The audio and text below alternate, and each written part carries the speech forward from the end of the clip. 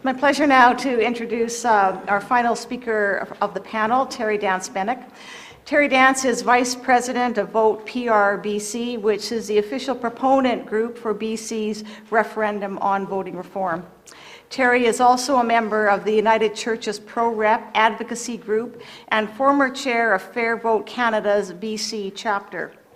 Since retiring as Vice President Academic of Fleming College in Peterborough, Ontario, Terry has volunteered extensively with environmental and pro-democracy organizations in Victoria. She is quite a go-getter. And so, Terry, we welcome you to the podium. If you could give us some words on the key players in the Pro-Rep campaign and how to get involved, and why the United Church supports Pro-Rep for Justice.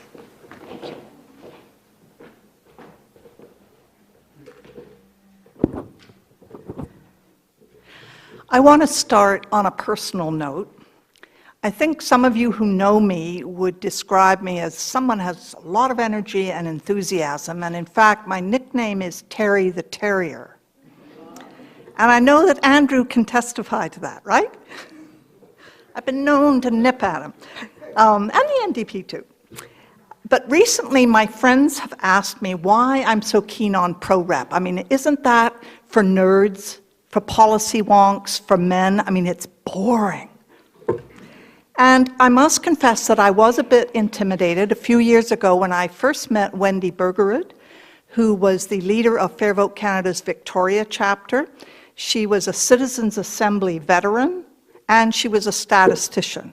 And I went, oh Lord, I'm not somebody who loves complicated diagrams and numbers. But I do love justice. And in fact, I get really upset when I see someone being discriminated against or when I see whales being sacrificed for yet another pipeline, just to give two examples. And I guess I'm following in my mother's footsteps because she had justice in her bones too. And she fought for civil rights for decades. She was a Catholic, I'm a United Churcher, what can I say? But I'm 70 now. And I'm getting tired of the endless parade of causes. Can any of you relate to that feeling? I look at a few gray hairs, you know, be it the issue of climate, tar sands expansion, the Site C Dam, First Nation rights, the right to assisted dying, whatever the issue may be. It's a long, hard slog. And so what I've come to realize in the last few years, though, is that all of these injustices are rooted in part in our voting system. Yes, we have the right to vote, and that's significant. But in most cases, our vote doesn't count, as you've heard from our other speakers.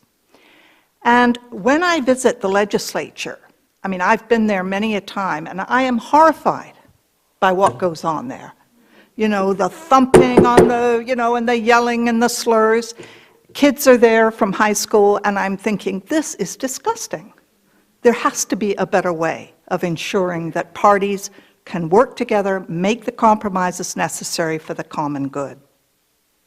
So this is why I've become a pro-rep ambassador.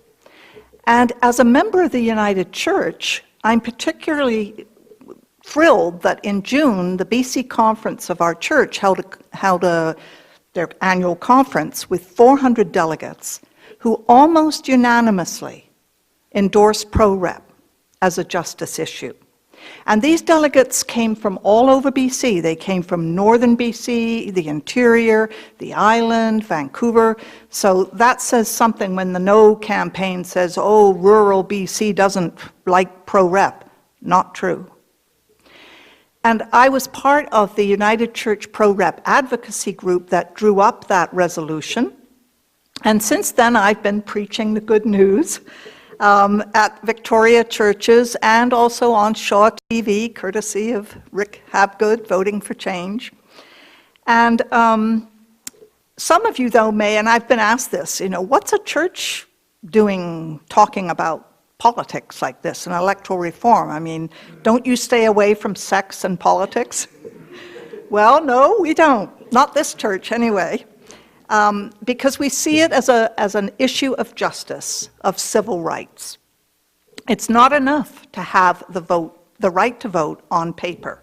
Our vote has to actually count. And as you heard, for decades, 60% of the population in BC have not had representation in the governance of this province. That's unfair and it's unjust. Our church has endorsed pro-rep for a number of the reasons you've heard, and due to time, I won't repeat them. I can say them later if you want. But I did want to comment on the deeper reason why we believe in pro-rep. And this may, I know some of you are not perhaps church-going or with United Church, so bear with me. But just so you understand where we're coming from, we follow a man called Jesus who taught us, whoever seeks to be first will be last. And he dedicated his life to those who were disenfranchised, who didn't have power. And he continues to inspire us today, along with many other spiritual leaders like Gandhi, Nelson Mandela, and our very own Grand Chief Stuart Phillip, the chief of the Union of BC Indian Chiefs. So our desire is to build an inclusive table for all, not just inside our buildings, which we've done a pretty good job of, but in society as a whole, and particularly in our legislature. And to my knowledge, we're one of the first churches in Canada to take up this democracy banner. And that's probably because we have a strong justice tradition. We're not afraid to speak out on issues like truth and reconciliation, Kinder Morgan, and Israel-Palestine. Because for us, democracy is the foundation of all justice issues. Without democracy, you're not going to have justice. And as we see a wave of authoritarianism sweeping the world, it's a matter, I think, of life and death, literally, to defend the rights that our ancestors gave up their lives for in 2 world wars and back further. Do we want to see a Doug Ford in BC in 2021? We could. If we don't have pro-rep, that's a real possibility. Do you think our fellow voters in Ontario dreamt that they would see what they see now? It can happen, and we have a very precious moment to make sure that doesn't happen. So now, just to speak about and to encourage you, I'm going to tell you about all the different players who are out there. The rules of Elections BC means that, each grouping has to do its thing and we can't collaborate. It's part of the business of getting big money out of politics. So that's partly why you've seen different groups acting. You've heard from the Green Party and the NDP. Both of them are seriously campaigning for pro-rep, and they didn't in 2009.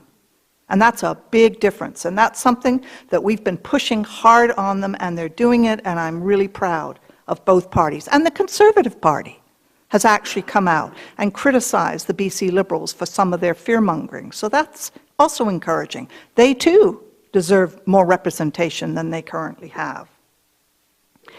So, but there are other champions. So the group that I represent is called VotePRBC. It's the official proponent group.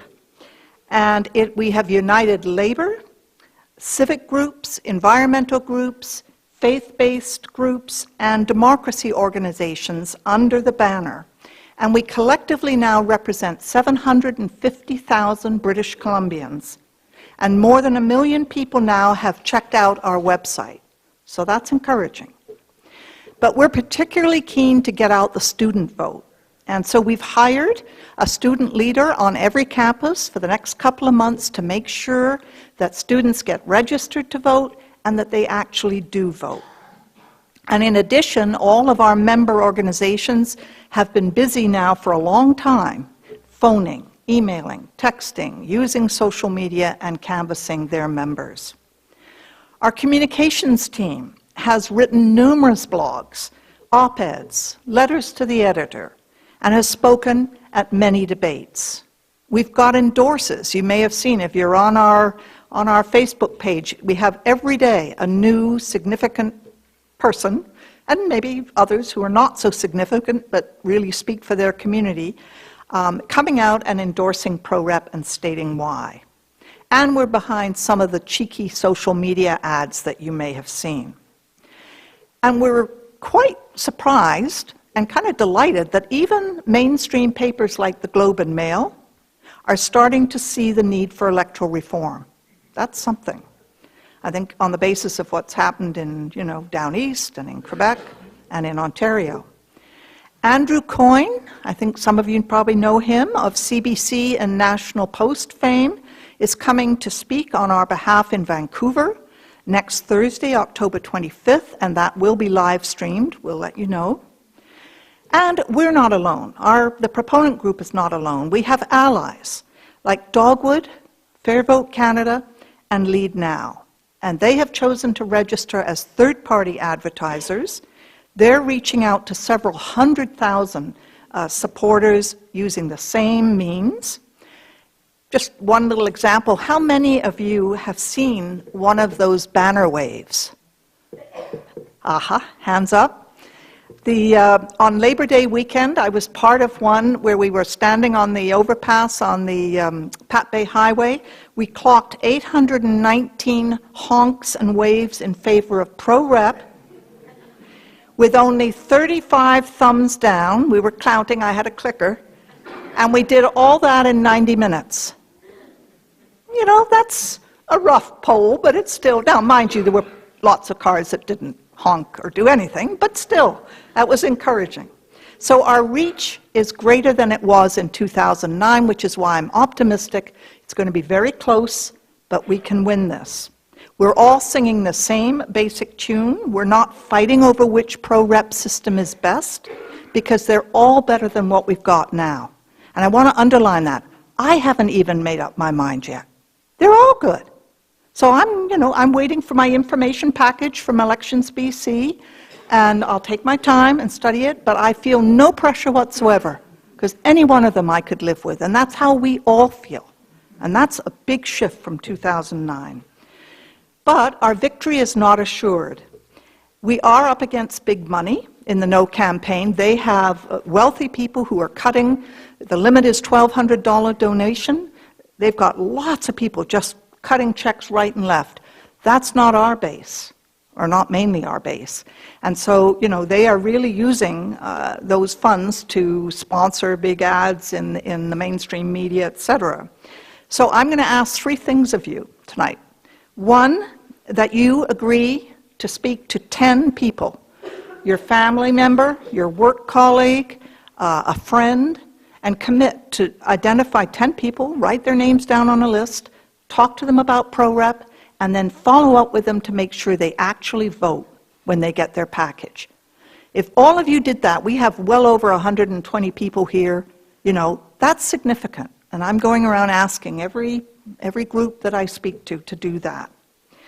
If you're willing to volunteer, we need lots of volunteers, particularly on the phone and using social media. Come see any one of us on the panel.